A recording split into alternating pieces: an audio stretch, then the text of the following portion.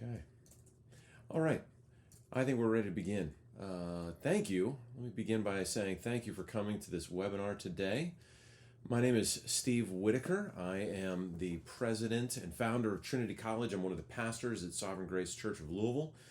So I am very pleased to welcome you to this webinar entitled Why Go to College? We have about a half hour today, so we're going to try to keep this kind of tight, try to get you out of here on a reasonable time. A couple of housekeeping details before we begin. Just want you to know how this goes. Along the way, there is a Q&A thing and a chat thing. They basically do the same thing. You can get in either one. If you have any questions along the way that you'd like me to speak to, you can just drop that in there, add a question, and I'll be keeping an eye on that. And if it's something that I can speak to right away, I will try to, if I can fit that in. Or if it would work better for me to just handle that at the end, I may do that. So please don't hesitate to ask any questions you have. Also, I just want to point out that this is not your last chance to ask questions. So along the way, you may think of questions, or you might be thinking, I'd really actually like to spend a little bit more time talking about Trinity College and if it would be a good fit. And so I want you to know we have a lot more resources available on our website, on our YouTube channel, on our other social media outlets. And I'm always available if you would like to schedule an appointment to talk about whether Trinity College would be the right fit for you. A couple different ways we can do that. We can schedule a phone call or a Zoom. You can just shoot me an email. I'll try to respond. Or I can steer you to the right resources on our website. Anything like that, I'd be happy to help. So, preliminaries out of the way, and why don't we begin? So again, first, thank you for coming to this webinar. In this webinar, I want to address a very fundamental question.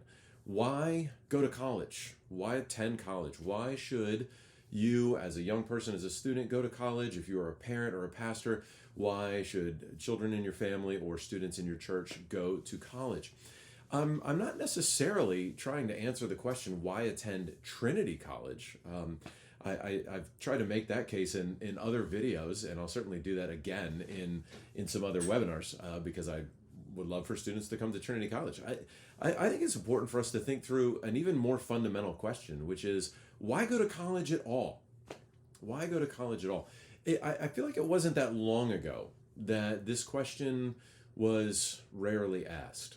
In my generation, most people that I knew, most people, my friends and acquaintances that I had, most people just thought, I'm going to college. It's just part of the deal. My parents went to college. All my friends are going to college. This is the path towards a good job. This is just what we do. And for most people that I grew up with, that was the thing.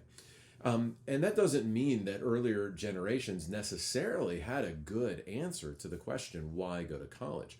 For some of them, it was cultural, kind of it's just what everybody else does. For others, it was more pragmatic in nature. I want to get a good job, and they thought, well, there's a straight line through college to a good job. In the last, decade or so, it's hard to pinpoint this exactly, but I think in the last decade, this is a question that has begun to be asked with increasing frequency and urgency. More often now, I'm hearing students and parents alike asking the question, why go to college? And I've been interacting with students and parents for a long time. I started pastoring in Virginia in 2002, spent a lot of years there as a youth pastor, moved here to Louisville, began pastoring here at Sovereign Grace Church of Louisville. I've spent some of that time working with youth, some of that time working with college students. And I feel like this question is surfacing more and more often. Why go to college? I think there's a couple of reasons that question is surfacing more often now. One of the most obvious is that a college education has become incredibly expensive. More students than ever are graduating with student debt, and many are asking, is this worth it? Is this worth it? I've read different studies on this, and I've seen different numbers, but one recent study I read put the numbers somewhere around 60 to 70% of students will graduate with substantial student loans. And that particular article, I think, said that the average student who graduates with student debt will graduate with somewhere in the neighborhood of $45,000 or more of student debt. And that's at a time when students, now college graduates, are least able to pay that off. They're at the very beginning of their careers, their least earning potential compared to what they'll have down the road. It's not a good time to be saddled with a bunch of debt. This is an especially urgent question for Christians who see real value in getting married, in starting a family, in being available to serve the Lord in a church plant or just in your church, in a college ministry, anything like that. If you're saddled with student debt, it means you got to work, you got to pay that thing off, and that tends to delay some of the major milestones. Another reason people are asking, why should I go to college, is that, especially since 2020, there are a rapidly multiplying set of options to receive training and instruction online or from other non-conventional outlets. A typical degree from a brick and mortar college or university seems less necessary to make it in the world. And the things that you could learn at college are so much more readily accessible via other avenues than they used to be. And so, understandably, some students begin asking, well, if I can get this training elsewhere, why go to college for that? Furthermore, as the number of available workers in many fields has declined, especially since 2020, many employers and many industries have become willing to loosen their educational requirements. Maybe they're not requiring college degrees to work in that field anymore and offering extensive on-the-job training instead. I've read many accounts of that where employers are willing to say, maybe we need employees badly enough that we don't necessarily need college-educated employees. Third, in the last decade or so, at least, careers in trades are more in demand and paying more than ever before. There's a shortage of electricians and plumbers and welders and truck drivers already. And as the pool of workers in those trades, in many of the trades, they are rapidly nearing retirement. The average age in the trades is rising. Those people are approaching retirement. The shortage in the trades is going to become even more drastic in the next decade or two, which puts workers in the trades in very high demand. And many students then are looking at that thing. I can get a great job in the trades.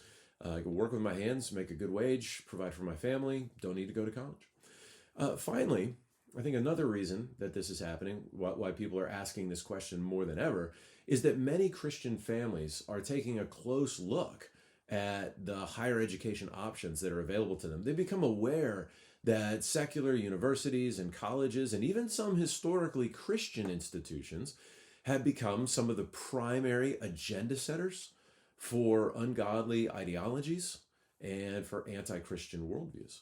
And Christians are understandably reluctant to submit themselves to a liberal and progressive indoctrination program, especially one that comes at a very high financial cost. And so it's not hard to see why people are asking, why go to college? Now, there might still be good reasons to go to college, and I think it's worth taking a moment and thinking about, why should you go to college? And to get there, we might begin by asking, well, why do people go to college? If we could just go through our churches and your circle of friends and interview them, why, for students, why do you want to go to college? Recent college graduates, parents, or pastors, why did you go to college? I think we would hear quite a variety of answers. Many people still go to college for reasons we might label as cultural or even kind of atmospheric. It's just what you do. Like, I'm going to college because everybody else is going to college. And I grew up in Northern Virginia, outside of Washington, D.C. That is a wealthy and well-educated county. And that was a long time ago, but in my school, in my circle of friends, I don't think I knew anybody that didn't go to college. And even today, in many churches, in many communities, that's just very common. In many families, there's a tradition of going to college. It might be different where you are, but for many people, at least, that is one of the main reasons.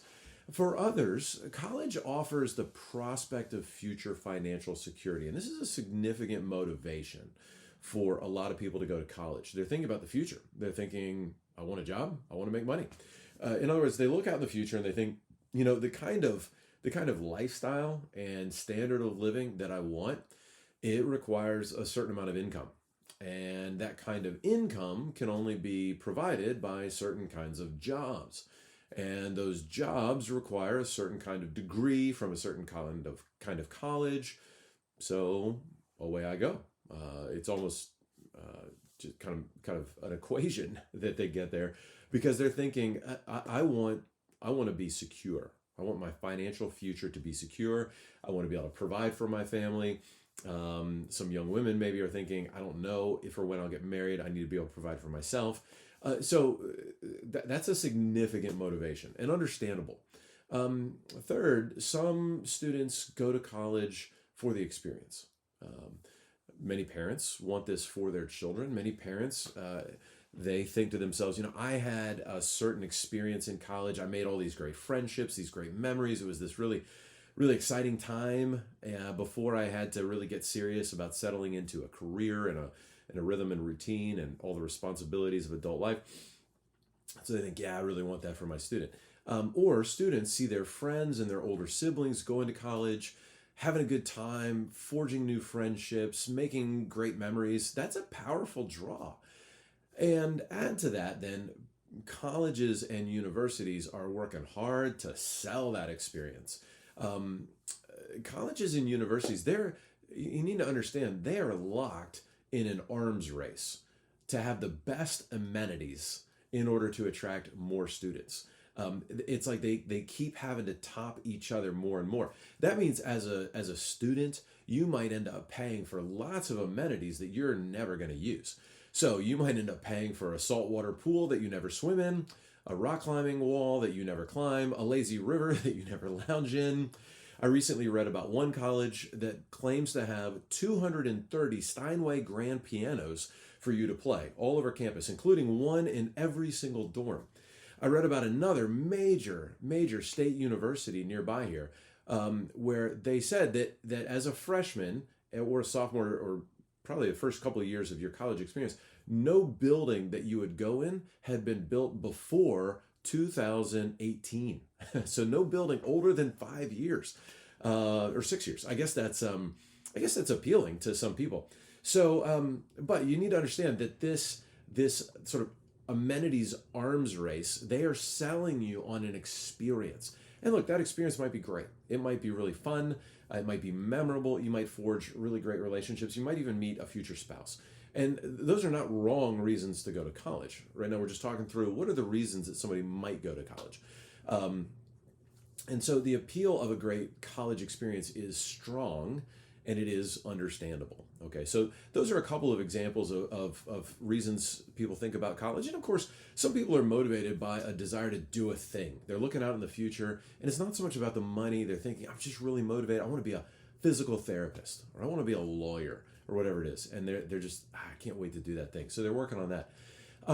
After spending years as a youth pastor and as a college pastor, students pastor, there's one reason to go to college I wish I heard more about. It's not that I never heard this, but I wish I heard more students talk about their desire to go to college for the sake of godliness. Again, many students do. Some students, that is a significant factor. But I wish I heard it more, and I wish that factored in as a bigger element in people's decision making. Just imagine for a minute, what if more Christians started listing one of their main reasons for going to college as, I want to grow in godliness. I want to become more mature. I want to be more full of faith, better equipped for the Christian life. That would be fantastic. I'm sure a lot of Christians would agree, right? They could pass a true false test on this. They would agree and say, well, yeah, if you're asking me, of course I want to grow in godliness. I want to progress in Christian maturity. Good. That's fantastic. That means the Holy Spirit is at work in your life if you answer that question that way. But I want to take a step back from that and ask, to what degree does the answer to that question, to what degree does the desire to grow in godliness fuel your decision making as it pertains to college? Does it factor into your decision? Should I go to college? Where should I go to college? What should I major in? So this is particularly important because we know from all kinds of studies that more and more people who have grown up in the church, the percentage here is staggering. It's really high. The number of people who have grown up in the church, go to college, and sometimes studies refer to this as graduating from the faith. They, during the college years, they leave the faith that they've grown up with. Now, the flip side is true too, that among people who did not grow up going to church, more of them come to faith in Christ during the college years than at any other time. But I think it's important to work with that first stat, that if it's true that more students who grew up going to church and then go off to college and abandon the faith during college, if the number is as high as some of these studies say it is, then I think it would be good for us to be asking, well, where does growth in godliness, a pursuit of maturity, a good active participation in a solid local church, how does all that fit in? And I have a couple ideas for you on how to think about that. I think it might be helpful to think about the phrase education as discipleship. Well, why go to college? Here's one way to answer that question: because education is discipleship. Now, this is a two-edged sword. This can really work for you as a Christian, or it can really work against you as a Christian. All education is discipleship. And so the question is not, will you be discipled in college or in any other form of education that you might encounter? The question is, who will be discipling you and into what? And so as you are considering college, if you are weighing your options, thinking about, should I go to college or not? Where should I go to college? What should I major in? This question of discipleship is supremely important. Obviously, that bears on the question of, where am I going to go to church? Am I going to get plugged in with a good campus ministry or something like that? And there's a lot of people doing really good work on campuses, in churches close to colleges. So there's a lot of great opportunities for that. And you should take advantage of that. That should be significant in your decision making. But as you consider college, as you're weighing your options, you're looking at the colleges that are out there, are you prepared for the discipleship that will come in the classroom? And I've known students who have thought carefully about where they're going to go for church and what they're going to do for a campus ministry. You know, they've gone for the campus visits, the weekender, they've checked it out, they went and visited the church ahead of time, started forging those friendships. That's great. But maybe they didn't arrive prepared for how they would be discipled in the classroom. And if you go to a non-Christian college, well, there's a worldview that is attached to all education, to all learning. There is no such thing as a worldview neutral education. Everybody has an agenda. Everybody is trying to persuade you of something and to shape you into a certain mold. And so it's important to recognize that all education is discipleship. And as you are considering college, if you're considering where should I go to college, it's important for that to factor in. But I think in terms of answering the original question that this webinar is about, why go to college, that statement that education is discipleship can be part of the answer to that question. Why go to college? Well, go because education is discipleship. And if you choose the right college, if you choose the right curriculum, the right professors, the right environment, then that education will work for your maturity. It'll work towards your growth in godliness. It'll contribute towards your love for Jesus Christ and your service to the church. But you have to choose very wisely, and you have to think that through carefully. So here at Trinity College, we recognize that all education is discipleship. So we are designing and refining our curriculum to serve the goals of discipleship in the lives of young people. We think very carefully about this. We're thinking, how can everything that we do in our curriculum, everything that happens in our lectures in the classroom, and we have a lot of Socratic discussions where students come in advance. They've done all the reading ahead of time, so they come into class and they're just ready to discuss, and we dive right in. We have a great discussion. How can that contribute to your discipleship? Papers you're going to write, quizzes, tests, everything we do. How does our participation in the life of the local church that we're a part of, how does all of that contribute? We're trying to think synthetically about all of that. How does this all work together to help you grow in Christian maturity and in your discipleship as a follower of Jesus Christ? And that's why we provide a liberal arts education. I imagine that if you are teaching from the right perspective, if you have Christian professors and a Christian worldview, perhaps you could impart education as Christian discipleship in any kind of major that you would want to study, as long as you're starting from the right point. But we think that liberal arts might be one of the best degrees to encourage this growth in discipleship. And if you're not familiar with the liberal arts, I'll try to explain briefly. A liberal arts degree is a broad and generalist degree. So unlike many other degree programs, many degree programs are specialist degrees. They narrow in on a very specific field of study, and they train you for a future career in that field. So if you're going to study accounting, you're going to be a great accountant. In engineering, you're going to focus on a specific discipline, maybe chemical engineering or civil engineering or aeronautical engineering or whatever it is. You're going to be really good. You've been trained and equipped for that thing. And that's super important, right? We need people who are specialists. I drive across bridges from time to time. I want them designed by people who have been trained to be civil engineers, right? But for other people, for many people, a liberal arts degree that has equipped you broadly as a generalist can really serve your future. It will help you to learn to think clearly, to learn quickly, to comprehend what you read and encounter, and especially to communicate effectively, to lead others. So Trinity College is providing a liberal arts education because we want to shape and equip Christian young men and young women, we like to say, for Christ and for the church. And so we want to use this liberal arts education to prepare young people for a broad variety of future employment. Read a stat recently that said that the average college graduate today will have something like they will work in 6 different fields between when they graduate and then their eventual retirement. Not just 6 different jobs in one field, but work in 6 completely different fields before the end. What that means is if you go to college and your training is highly specific, you're going to be well prepared for one of those fields and not well prepared for others. What a liberal arts education does is prepare you broadly by giving you the tools of learning and helping you to read well, to think clearly, to communicate effectively. You're going to be much more adaptable. And that's especially important in the changing economy as the world exists. Who knows what the world will look like in 5, 10, 20 years as AI and other kinds of digital connectivity develop.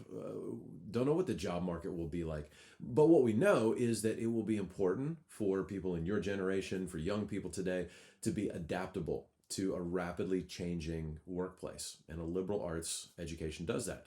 Liberal arts education also prepares you to develop discernment. It equips you with biblical discernment so that we can understand and counter the worldviews that exist today. I mentioned earlier, many secular universities and even some supposedly Christian universities and colleges are going to push upon you a great deal of ungodly ideology and unbiblical worldviews. And that's been accelerating, especially since 2020. We've seen a lot of that. And some parents and some students maybe don't even recognize how bad it's gotten. So it's important to ask good questions as you're exploring a college. We had a student go to our bridge year last year. She wanted to be equipped for college. So she spent 1 year with us. She wanted to go on to study civil engineering near her home church. And so she spent 1 year with us and got equipped with a biblical worldview and she took biblical anthropology, thinking carefully through matters of gender and sexuality, race and ethnicity. Just what does it mean to be made in the image of God? Oh, pardon me. Excuse me. Sorry about that. So she graduated from the bridge year, went on to this college, and the opening ceremonies to begin the year are being taught by a dude in drag. They had a drag queen come and teach speak at the opening ceremonies, and that was quite a shock. And she has since circled around and communicated to us how grateful she was to be equipped to think biblically about that moment. Now, the other thing that we're trying to do at Trinity College is to help students graduate debt-free. I mentioned that earlier, that one of the challenges, one of the reasons people are questioning why even go to college if it's so expensive. Well, we think it's really important that students be able to graduate debt-free. In Sovereign Grace, we've always put a very high priority on marriage and family. We think it's ideal when young people get married as early as is possible, as early as is reasonable for them, and get on with starting families. Wherever possible, it's great to do that when you're young. And the other thing that's beneficial is we are a family of churches that loves church planting, that loves to encourage people to go serve. If that means go serve in another church, go serve at an orphanage in Mexico or overseas somewhere, short period, long period, whatever. If you're loaded up with student debt, that becomes very hard to do. You just don't have that kind of flexibility. So at Trinity College, we try to keep our tuition as reasonable as possible. For next year, the 2024-25 school year, our tuition for the entire year will be $5,750, $5,750 for the year.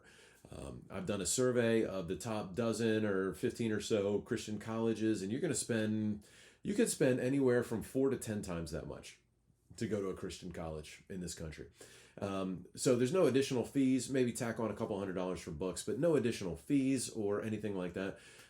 So we are committed to students being able to graduate debt-free. And let me tell you about how we do that. At Trinity College, the heart of our program is the Bridge Year. I mentioned the Bridge Year. You've heard me refer to it already. The Bridge Year is a one-year certificate program that works in several different directions and several different modes, depending on the needs of our students. For some students, the Bridge Year is it's just a one-year certificate program, like the student I mentioned a moment ago. They participate for 1 year, they graduate, and then they go on to whatever they're going to do next, whether that is going on to further education, entering the workforce, going to a trade school, whatever it may be. And they graduate equipped with a biblical worldview. And I'll talk more about the classes that we do that, how we do that in just a moment. For other students, some students want to stay longer and get a 2-year associate's degree or a 4-year bachelor's degree. So we're in the process of building out 2- and 4-year programs. And we're only in our second year right now, so it takes a period of time to do that. But we're building out that curriculum for a 4-year bachelor's program. And for those students who want that, then the Bridge Year becomes just the freshman year of their 4-year program. The exact same curriculum, now it's just a freshman year. We build on it in the years to come.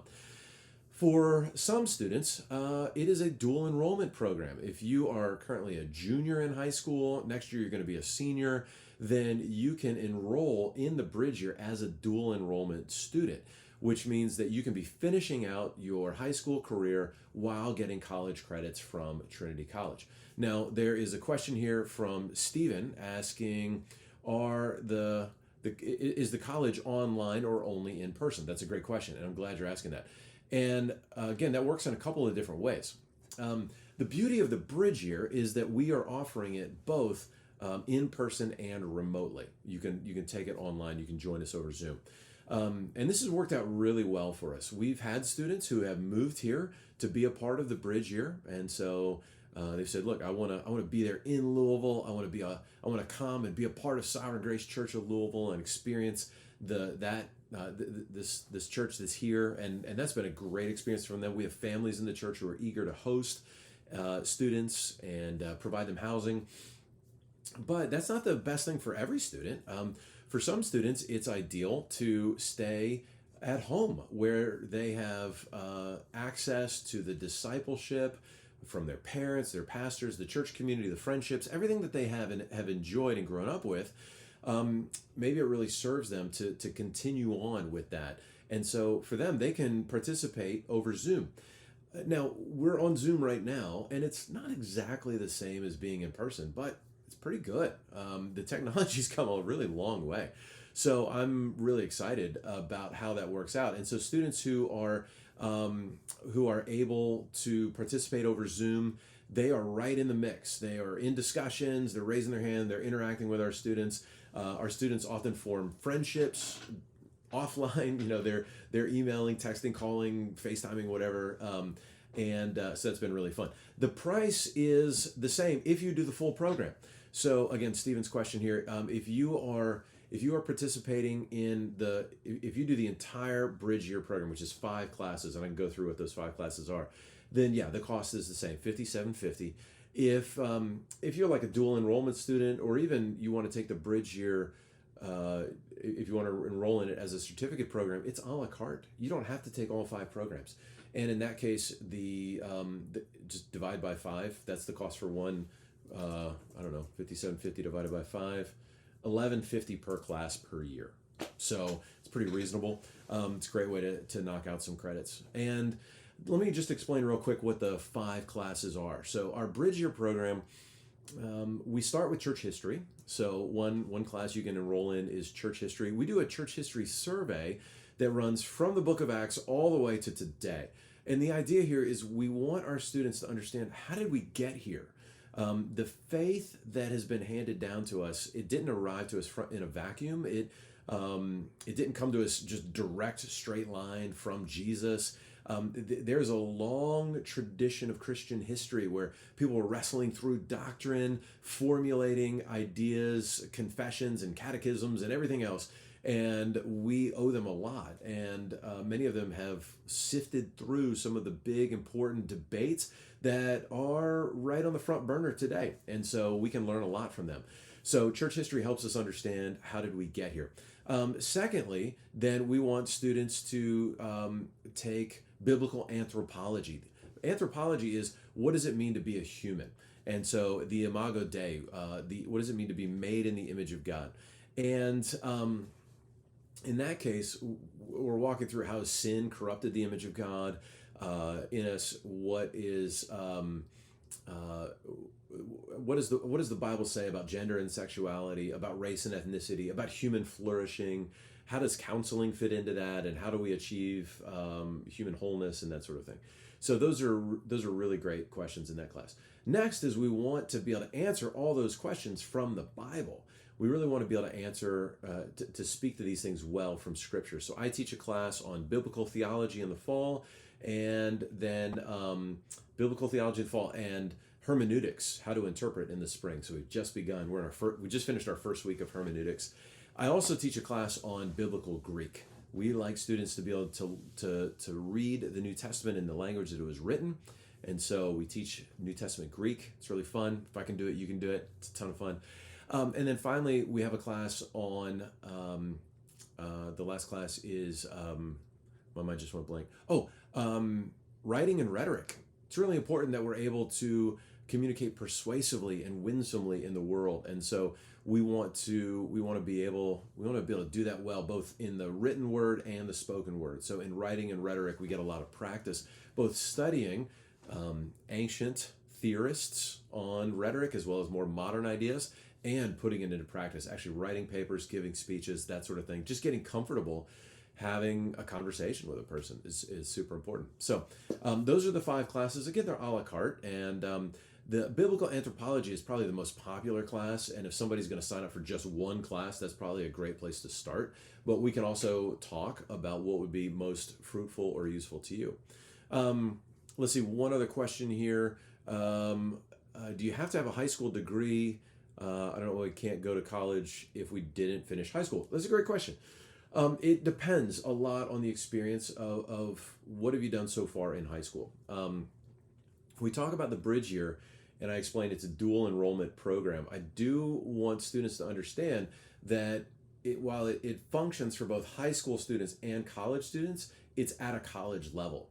And so if you are if you're a high school senior and you've been working hard and learned a lot, just know it may stretch you a little bit.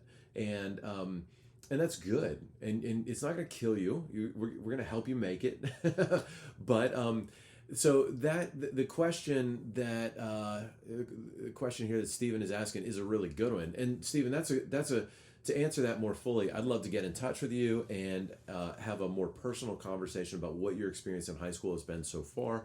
just to be sure that you are adequately prepared for the workload. These are college level courses, which means we're in class 3 hours a week for each class. So if you take all 5 classes of the bridge year, that's 15 hours. And for purposes of accreditation, we plan on up to 2 hours of homework outside of class for every 1 hour inside of class. So you do the math. If you are a full-time student, that means 15 hours in class each week and up to 30 hours of homework outside of class. That's a full-time job. Now, it's really exciting work. It's a ton of fun. You're going to be growing as a Christian, involved in the local church, well worth it. And okay, so back to Andy's question here then. Andy's got a question about how do we handle room and board? Well, we don't have dorms, and so we encourage students to, we treat them like adults. We're not just going to provide it. We say, look, we will help you find room and board though. So we have folks in the church who are really eager to house students at very, very reasonable rent, very low rent, much lower than you would probably pay anywhere else. And that's a great way to get to know a family in the church and participate. And so your question, is there a cost for that as well? It's going to depend on the family. We don't regulate any of that. We just leave it up to the families to work that out with students. And we've had some families that have done it at or almost no cost or in exchange for babysitting or that sort of thing. We've had other families just, again, very low rate, but we don't stipulate something they have to do.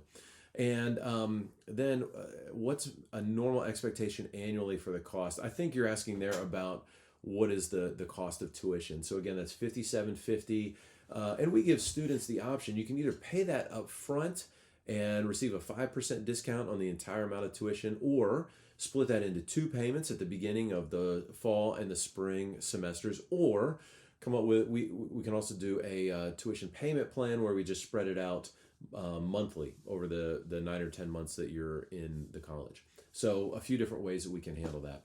Those are all really great questions. We're almost out of time. We only have about 2 minutes left. So if what I'm describing appeals to you, piques your interest, you'd like to learn more, there's a couple of things that you can do. Visit our website, trinitycollegelou.com. Lots more information on there. There's some videos where I answer some more common questions. And our YouTube channel, youtube.com/trinitycollegelou is our YouTube channel. We've got a lot more information there. Now, we would also love to have a personal conversation with you. So this is not your last chance to ask questions. So if you would like to have a conversation, there's a contact page on our website, and just reach out, and I'd be happy to schedule a Zoom or a call or just answer emails, whatever works best for you. I also would highly recommend and even appeal to you, get on our email list. And so on our website, trinitycollegelou.com, way down at the bottom of every single page, there's a spot. Just put in an email address, hit enter, and you'll be on our list, and that'll keep you up to date on all the latest news for Trinity College. Finally, the application period for 2024-25 is now open, and so you can apply on our website. So that's all we have time for today. Thank you so much for being a part of this webinar. I hope it was informative for you, and I look forward to continuing the conversation. Once again, visit our website, trinitycollegelou.com, and thanks so much for being with us.